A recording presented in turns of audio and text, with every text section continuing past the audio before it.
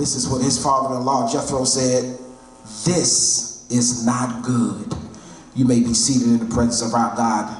I know you may never heard that text read or heard that text preached, but God arrested my attention on today to lead us in this direction. Why? Because I believe that we're in a generation where our older people and also our middle-aged people and also our children are dealing with this topic. And I would just like to use as a thought as the Holy Spirit shall guide with this thought in our minds. I don't need your approval. Can you look at your neighbor and say, neighbor, I don't mean no disrespect, but I don't need your approval. Amen. I don't need your approval. What happened is, Deacon Walker, is that as I was growing up, as you may have been growing up as well, I was raised off of something that haunts the older people, which is over 30 years old. I was raised off of sugar. I'm gonna take it a little bit old school for you. Sugar babies. Sugar daddies. Boston baked beans. Let me take it a little step further. I got the millennials looking at me like, what he talking about? Chico sticks. I was raised off of sugar infatuation, and I thought nothing of it was wrong. Why? Because, Steph, I saw my mama do it. She ate candy, and she put sugar in everything. If you know my mom, you know, understand that anything she touches that she cooks, she gonna put a little sugar in it. I remember one time as I was growing up, my mom would give me pork chops. I don't eat no more. I've been delivered from meat. If you're not in my club, I'm sorry, but I've been delivered. I don't eat pork chops, I don't eat beef, I don't eat chicken, but she put some beef, some pork chops on my plate, then she put some rice. And I said, Mama, I don't like the rice, I can't eat the rice. She said, baby, you gonna eat everything? Then I put the, okay, I got a few, is there any 80s babies in the building that would say, whatever your mama put on that plate, you better eat everything? Somebody say, you better eat everything. So here it is. She said, baby, you're going to eat it, but this is what I'm going to do. I'm going to put some sugar. I'm going to put some sugar in your rice. And for some reason, Sister Robin, when she put that sugar in it, digging the skim, and she stirred that thing up, the first thing I said, Steph, can I get some more? Because I had an infatuation with sugar. So here it is. Throughout my whole life, I'm eating sugar. I'm eating candy, everything. So here it is. This is what happened when I got older. I'm still eating sugar. I don't know how you were raised, but the way I was raised, I could eat a whole oatmeal box all by my came 12 in a box. I can eat it all. Okay. Sister Leslie, they don't want to be real with me today. They trying to act all bad and bougie. But is there anybody here that like oatmeal pies? That's the way I like oatmeal pies. I can eat the whole box of oatmeal pies all by myself. Baby, you don't got to turn around. I'm going to tell on myself. Did y'all see my wife just turn around? He sure can because he ate it last night. So, but I had an infatuation with sugar. And what happened was it didn't really hit me until I got married. And this famous pie called patty pie came out. And I don't know, I know your mother's and your grandmother's pie may taste good, but you haven't tasted no kind of pie until you tried some Patty's pie. Most people, when they get the Patty's pie or when they get cakes and anything like that, when they get home, Deacon Walker, Sister Case, and Deacon Casey, this is what they do. Deacon Jameson, they take the pie or the cake and they put it either on top of the microwave, and when it's time to eat, they take their pretty little slice, get their plate, put it on the plate, and they eat their pie. Not your boy.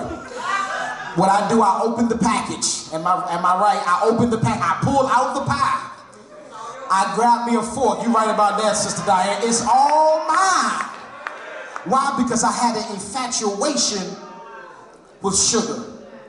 So here it is. On this particular day, my wife said some words to me that was very alarming, and it disturbed me. Why? Because I never had anybody that was not normalized to my dysfunction. So since she wasn't normalized to my dysfunction, this is what she said, Reverend Toppins. She looked at me. She said, "You gonna eat the whole pie by yourself?" I said, "Mm-hmm."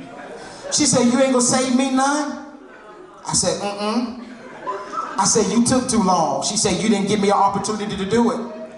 So then she looked at me and told me these disparaging words. She said, "As it pertains to sugar, you need help."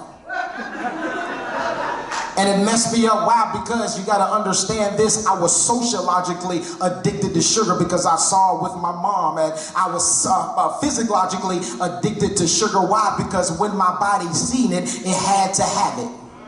And then my wife, she wasn't all in on my dysfunction because my dysfunction wasn't normalized in her world. Why? Because when we want what we want, we become insensitive to the impact it has on others. Preach, boy, I'm doing the best that I can. So what I understood was that she was not normalized by my dysfunction. And I believe there's somebody up in here that can raise your hand that say, "I have some dysfunctions as well." But until I linked up with somebody else that wasn't normalized with my dysfunction, because here it is, I was always in a place where somebody kept on encouraging my dysfunction. "Baby, I just put some sugar in your rice and stir it up and then you'll eat it all up." But might I suggest this to you here, just because it's not killing you does not mean it's not killing you. Because we hear the phraseology all the time, what you don't know won't hurt you. But I want to suggest this to you here, that what you don't know is probably already killing you. This is what happens when you're in the dark about something, and then you become to light about something because somebody is not normalized to your dysfunction. You know that the Bible declares to us that Satan is the prince of darkness. Now, you understand this, the prince of darkness, he is not the prince of darkness is talking about it from a metaphorical standpoint, and that metaphorical standpoint is entitled ignorance. Look at your neighbor and say, "Darkness is ignorance." Now, I know growing up we thought that ignorance was a bad thing, but let me share something with you. When you're ignorant about something, it just lets me know that you're unaware about something.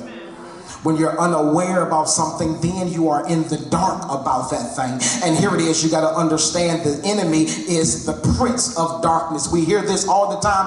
What I don't know won't hurt you. And I want to suggest this to you here for this point right here, for this preaching moment, that what you don't know is probably already killing you. And I've had a problem that I did not recognize was an issue, but it's not until I linked up with somebody that wasn't normalized to my dysfunction. But might I suggest this to everybody in the building? You may not have an issue with sugar. Okay, I thought that y'all was going to talk back to me today. You may not have an issue with sugar, but can I suggest this to you here? You have an addiction to something else. Now, looking at how the world is going on, your addiction probably could be, it might be, it can be approval.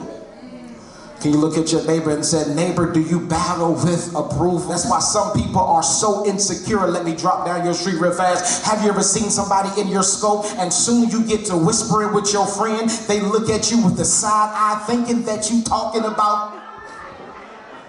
Okay, I thought y'all was gonna holler back at your boy, but can I drop this important nugget in the building? If you have people that feel so insecure when you begin to talk to your friends, you begin to talk to your homeboys, you begin to talk to your girlfriends, thinking that they talking about you, can you drop this in their spirit? Baby, you not that important that everybody gotta talk about you. Look at your neighbor and say, "Neighbor, how you feel about me does not dictate how I feel about myself." So watch this, there's an issue, there's a problem. It's problematic when, in fact, when somebody has something to say about you and you change the way that you feel about yourself. Somebody view you one way and you view yourself the same way. There is a problematic issue with that. Why? Because if somebody says something about you and it changed your whole mood, there's something that you're dealing with, and it's entitled approval addiction. Approval addiction is an infection from rejection. You know that it's an affection from rejection. It's like a paper cut. I got a paper cut last week, Sister DeLester, and it hurt a little bit. You got to realize a paper cut doesn't bleed much, but it hurts badly. And so many of you right now under the sound of my voice are saying, listen, Pastor, I'm not addicted to approval. I'm strong. If somebody says something to me, I'm quick to back. Y'all not talking back to me. Is there anybody in the building that when somebody says something to you, your feelings get hurt immediately? And soon your feelings get hurt immediately. Then you got to say something sweet, nasty back to them? Okay. I figured, Steph, I won't get no help up in there because nobody wants to admit when they sweet nasty at the same time. Have you ever met somebody like that? That's sweet nasty at the same time? They can say, baby, how you doing with your ugly self? They sweet nasty all at the same time. But this is my issue that I want to argue with the text last, is that when Jethro asked him what he was doing, he could have easily said, I'm just helping folks. That's not what he said.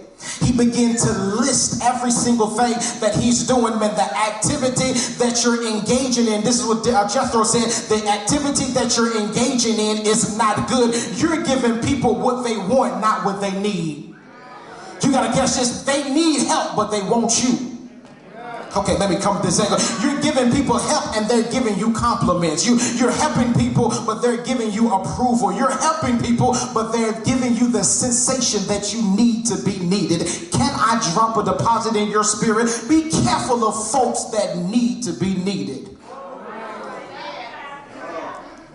You ever notice this? You ever had a relationship or a friendship or some type of situationship when you were struggling, you were going through a hard time, and it seems as if this person called you every single, do you need anything? Are you good? But soon you got to a level where you were able to stand up on your own. Now they don't call no more. They don't check on you no more. Now they look at you with the upside down nose. Why? Because you're not in a position where you still need them. Because some folks only feel validated, only feel approved when they're in a position where they are needed. So here it is. You would think that people that have this issue will be timid or pushover or somebody without a backbone. But can I share this with you about Moses? Moses was none of those. As a matter of fact, Moses was the myth, the legend, and the man. I mean, Moses had a temper issue. Yeah, somebody here today that can say that, listen, preacher, I'm good with giving my tithes. I'm good with loving folks. Y'all not talking back to me. I'm about to walk down your street, I promise you. I'm good with, if you need me to cook at the church, I'm good with that. If you need me to take pictures, I'm good. If you need me to play the organ, I'm good with that. But one area of my life that I have not mastered yet is my anger. Okay, let me talk to the folks in the back. You got some people in this building right now. Watch this. How many of us have ever rode in your car, and when you drove in your car, you saw some church members that did not see you? Okay, you were at Princess Anne Road and you looked over and you seen somebody that goes to your church, but they didn't see you. I wonder how many of us have road rage. Y'all not talking back to me. See, I'm not going to tell on nobody, but it just seems as if there's some people in this building that deal with road rage, and you're going to say some four-letter words that's not Mark, Luke, or John. Y'all not talking back to me. Why? Because I deal with this anger issue. So here it is. Let me move along swiftly. Moses is infected with the issue of rejection. Why? Because all Moses' life, his whole life, he's been living with this rejection. And might I suggest this to you here? Just because you battle with approval addiction does not mean that that issue came by itself. That issue came along with something else. So here it is. The reason Moses is battling with approval addiction. Why? Because he's dealing with the issue of being rejected. You remember when Moses was born, Pharaoh was killing all of the baby boys in that time. And so what happened was his mother wrapped him up and put him in a basket and put him in the river. And she had prayer that he would be all right. And so happened to be that Pharaoh's daughter found Moses. And when she found Moses, she raised him as a prince. And you got to catch this. This is the fear of rejection. He was a Hebrew, but he was raised Egyptian. So here it is. The issue was he was not being embraced by either side. You got the Hebrews saying you over there with those Egyptians, and the Egyptians saying you looking like a Hebrew over here with us. So now he's growing up without his mama nor his daddy. There's something that happens and transitions in his life. He sees a Hebrew being beaten up by an Egyptian, and what does he do? He insists, instead of stepping back, assessing their situation, this is what he does. He kills the Egyptians and hide the body in the sand. So instead of acknowledging the issue, watch this, he buried the evidence. Y'all not talking back to me. So here it is, his anger comes up again. So I asked the critical question, Moses, what's going on with your anger? Because another situation, he broke the tablets that God had given him. Then later God speaks to him and he tells him, this is what I need you to do. I need you to talk to the rock. And instead of talking to the rock, what did Moses do? He hit the rock. Let me pose this question to you. How many of us, God has told you to do something and you went contrary to what God told you to do? So here it is. Where there's approval addiction, there's passive aggressiveness. Where there's approval addiction, there's passive aggressiveness. You keep stuffing issues down, trying to avoid conflict, so you would rather deal and be in an uncomfortable situation than to face the fear of rejection. So he begins to suppress his emotions, because when you don't express your emotions, when you can't control them, this is what happened, Reverend Thomas, you will then express your emotions when you can't control them at a time that you should not express them. Okay, y'all looking at me sideways. Let me walk down your street real fast. You got some people in this building that's still mad with folks that did something to them in 2009. Okay, let me dive a little bit deeper. You still got some relatives that you ain't talked to since 1980. It's 2019 now. We about to approach 2020. But here it is. You still holding on to issues. And folks done forgot about what they did too. You still mad about that? Okay, let me jump a little down. You got issues with folks that's sitting on your row right now. And they don't even know why you mad. You mad and don't even know why you mad. Because what will happen is, when you in fact don't express your emotions when it's time for it and when you can control it, soon they do something minute. Y'all not talking back to me. Everything is going to bubble over. How do you know? Because pressure busts pipes.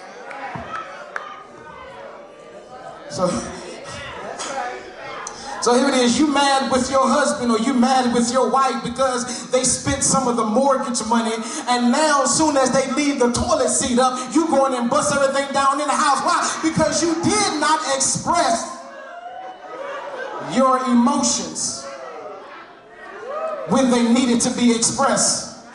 I got some of the married folks, Reverend, you need to move on from there.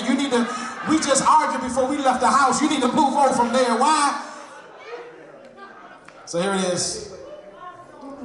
And then Moses had an issue with approval. Battle. Okay, y'all don't want to be real. Let me holler at this side. How many of y'all battle with anger? Okay, see, I only got 5 people. We got about 100 people in here. So I know that there's more people in this room that battle with anger. But can I share something with you real fast? We don't want church folks to know what we battle with. And the crazy part about it, they battle with the same thing that...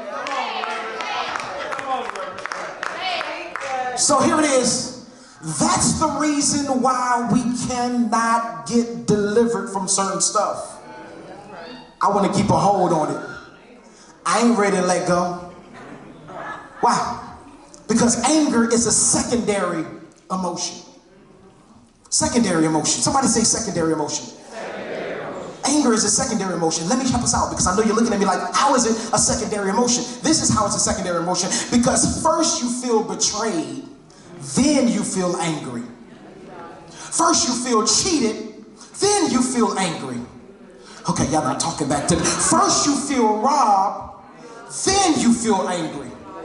The anger was the result of another issue that you never addressed and never got fixed. it will be fixed. Can I dip in your Kool-Aid a little bit? How many of y'all battle with something and you've been praying since like 2017? God, deliver me from this issue.